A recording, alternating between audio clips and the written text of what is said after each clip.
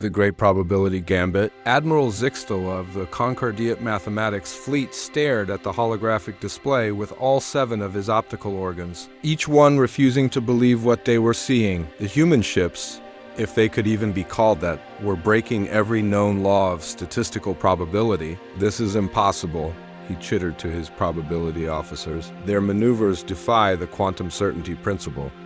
No species can maintain that level of uncertainty manipulation." The human vessels, a mere dozen in number, were somehow existing in multiple probability states simultaneously. Where Concordiat sensors predicted a 99.99% chance of their ships being at point A, they would consistently appear at point B, the mathematical equivalent of winning an interstellar lottery 1,000 times in succession. "Sir," his chief science officer Ren'ta reported, her crystalline form shifting through shades of confused orange. "The humans appear to be rolling dice?" Indeed, each human vessel was broadcasting, on all frequencies, the sound of dice rolling, followed by cheerful exclamations of natural 20, whatever that meant. Captain Sarah Chen of the ESS Improbability sat in her command chair, trying desperately to maintain her composure as she rolled another set of completely normal, non-magical dice across her console. "Broadcasting dice roll sounds now, Captain," her communications officer reported with barely suppressed laughter. "Excellent. Make sure to add the sound of cheering this time. And someone please tell engineering to keep shaking that probability field generator. It needs to sound like we're rolling dice in here." The probability field generator was, in fact, a broken coffee maker strapped to an old speaker system, but the aliens didn't need to know that.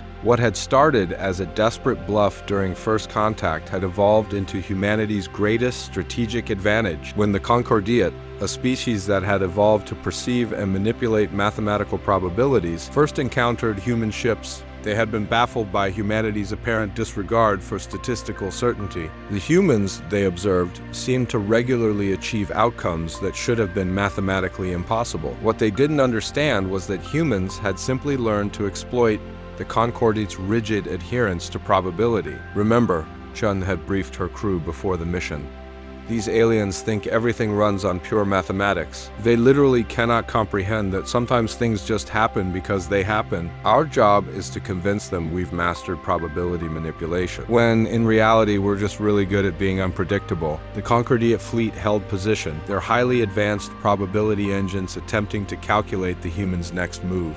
This was proving impossible as the humans kept introducing new variables like lucky socks and fingers crossed. "Sir," Ren'ta reported to Admiral Zyx'tal, "the humans are now claiming their improbable movements are enhanced by something called Murphy's Law, another of their probability manipulation techniques?" The Admiral demanded. "Unknown, sir. But they seem very confident about it. They're now broadcasting something about a quantum cat being simultaneously alive, dead, and totally messing with our odds." "Dude." In the ESS Improbability's ready room, Chen was reviewing the latest intelligence reports with her first officer, Commander James Rodriguez. "So let me get this straight," Rodriguez said. "The Concordiat has diverted 40% of their research budget to studying human probability manipulation." "Better than that," Chen grinned. "They've established an entire division dedicated to understanding what they're calling human chaos theory, apparently.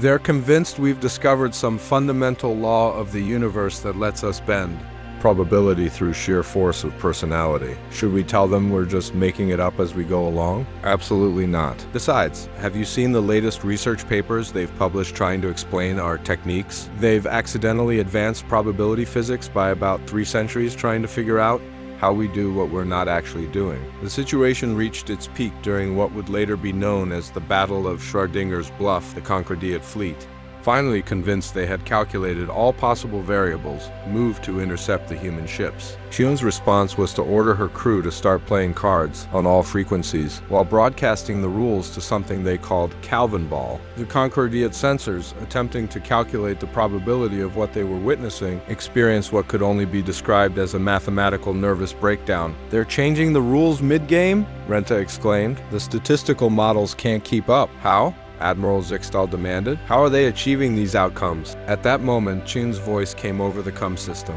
"Hey, has anyone seen my lucky dice? I think the quantum cat might have knocked them into next Tuesday's probability matrix." The Concordiat fleet retreated shortly after, Their probability engine smoking from trying to calculate the likelihood of dice existing in a future time frame. The after-action report Chen filed became required reading at Earth's military academies. In conclusion, the operation was a success. The Concordiat continues to believe we have mastered probability manipulation through a combination of quantum mechanics, chaos theory, and what they're calling human luck resonance. We recommend continuing to exploit their inability to comprehend that sometimes humans just do things without calculating the odds first. PS Engineering wants to know if we can requisition a new coffee maker. The old one is still committed to its role as our probability field generator. Years later, when the truth finally came out, the Concordiat's response was not anger, but rather a kind of bewildered admiration. They had spent years developing actual probability, manipulation technology trying to match capabilities humans had only pretended to have. But how did you know we would do that? A Concordiat scientist asked Chen during a diplomatic conference. We didn't, she admitted. We just figured it was probable. The scientist's crystalline form cycled through 17 different shades of exasperation before settling on a color humans would later learn meant grudging respect with a side of "you have got to be kidding me." And somewhere in the vast bureaucracy of Earth's military command, a requisition officer was trying to figure out why she had just received a request for 1,000 standard issue lucky dice. Quantum entangled preferred, but regular will do in a pinch. Commander Rodriguez looked at the request form and shook his head. You know, they're going to figure out we're just rolling regular dice eventually. Maybe, Chen agreed. But by then, they'll have invented actual quantum. Dice trying to reverse engineer what they think we're using. Sometimes the best way to advance science is to convince everyone else you've already done it. And the probability field generator? Oh, that old coffee maker. Chun smiled. I heard the Concordiat just published a 300-page paper analyzing its quantum resonance patterns. Apparently, they're convinced the coffee stains form some kind of probability matrix. Should we tell them? Absolutely not. Besides, I just submitted a request for a new one. Listed it as critical probability manipulation equipment. Did they approve it? What do you think the probability of that is? Chun asked with a wink. The odds, as it turned out, were ever in her favor. The end. If you enjoyed this tale of human ingenuity, don't forget to subscribe for more sci-fi stories that showcase humanity's unique approach to galactic problems.